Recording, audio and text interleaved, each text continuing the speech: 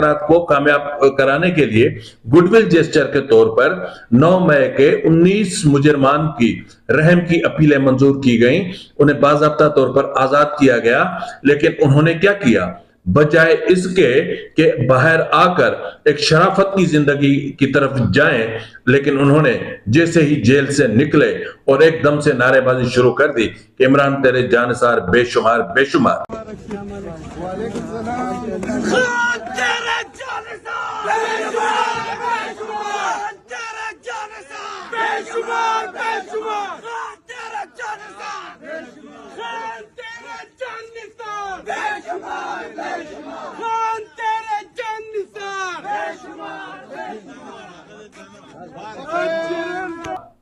तो ये कुत्ते की दुम है,